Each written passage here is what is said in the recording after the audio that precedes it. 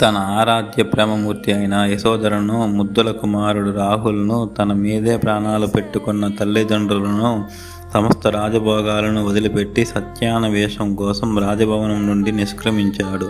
నిద్రపోతున్న భార్యాబిడ్డలను తాకాలన్న తీవ్రమైన కోరికను, కల్లోలమవుతున్న మనస్సును నిగ్రహించుకున్నాడు. మానవజాతి చరిత్రలో ఈ సంఘటన మహాభినిష్క్రమణగా నిలిచిపోయింది.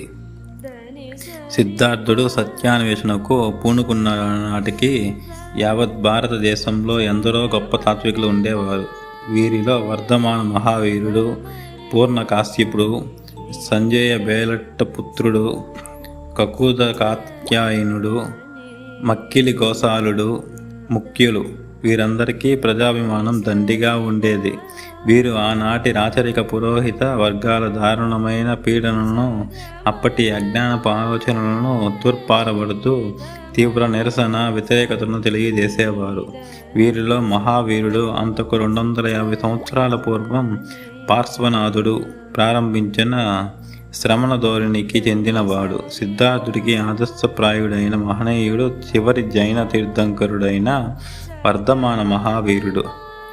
రాజ్యాన్ని వదిలిపెట్టిన సిద్ధార్థుడు మొదట గొప్ప తపస్వి అయిన తారకాలముడు ఉద్దక రామపుత్రుల దగ్గర శిష్యునిగా తన పరిభ్రాజక జీవితాన్ని మొదలుపెట్టాడు.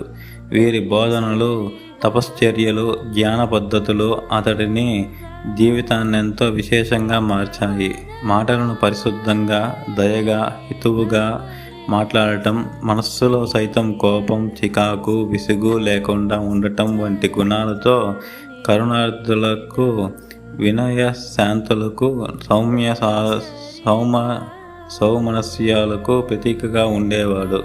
కానీ తన దుఃఖ నిర్మూలన సిద్ధాంత అన్వేషణ ఆర్తి పూర్తి కానట్లే అతడికి అనిపించింది. గురువుల వద్ద సెలవు తీసుకొని తిరుగు ప్రయాణమయ్యాడు. రాజగృహం అనే పట్టణ ప్రాంతానికి చేరుకున్నాడు. ఆ రాజ్యాన్ని పరిపాలిస్తున్న బింబిసారుడు ఒకానొక యజ్ఞంలో పెద్ద సంఖ్యలో పశువులను బలి ఇవ్వబోతుండగా నివారించి జీవహింస చేయవద్దని ఆర్తితో అతడిని వేడుకున్నాడు.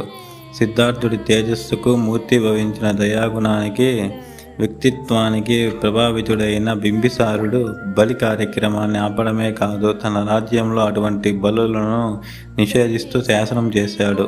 సిద్ధార్థుడిని రాజగురువుగా ఉండమని వేడుకున్నాడు. సిద్ధార్థుడు సున్నితంగా తిరస్కరించి సత్యాన్వేషి అయి ఉరువేల అరణ్యం వైపు సాగిపోయాడు. దుస్సహమైన అనేక కష్టాలను ఓర్చుకున్నాడు.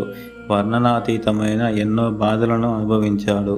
తాను గురువుల దగ్గర నేర్చుకున్న ధ్యాన పద్ధతులకు మరింత మెరుగులు దిద్దుకుంటూ నిర్విరామ తపోజ్ఞానాలతో మునిగిపోయసాగాడు. రాలిపడ్డ ఆకుల్ని ఆహారంగా తినేవాడు. ఒకే ఒక రేగు పండు తిని ఉండిపోయేవాడు. వీధుల్లో పడేసిన చింకి గుడ్డలను, శ్మశానాలలో శవాల మీద కప్పి పారేసిన గుడ్డలను ధరించేవాడు. ప్రేమ, నిస్వార్థ భావనలతో తనను చంపడానికి వచ్చిన జీవితో సైతం స్నేహం చేయవచ్చని తెలుసుకున్నాడు. మంచి ఆలోచనలతో మంచి పనులు చేస్తూ ఉన్నప్పుడు కలిగే సంతోషం చాలా తృప్తిగా, తన్మయంగా ఉంటుందని, తోటి జీవుల పట్ల దయగా ఉండటం కన్నా గొప్ప భావము, సంతోషము ఇంకొకటి లేదని తెలుసుకున్నాడు. ప్రకృతిలో ఏ చిన్న శబ్దం విన్నా, ఏ సంఘటన ఎదురైనా సర్వకాల సర్వవ్యవస్థలలో అన్నిటి నుండి జ్ఞానాన్నే పొందే విధంగా, ఆ జ్ఞానం అంతా మంచికి దారి తీసే విధంగా తన శక్తియుక్తులన్నింటినీ కేంద్రీకరించాడు. ప్రకృతి అతడి జ్ఞానదాహార్తిని తీర్చిన నీటి చలము అయ్యింది, కన్న తల్లి అయ్యింది, విశ్వవిద్యాలయం అయ్యింది.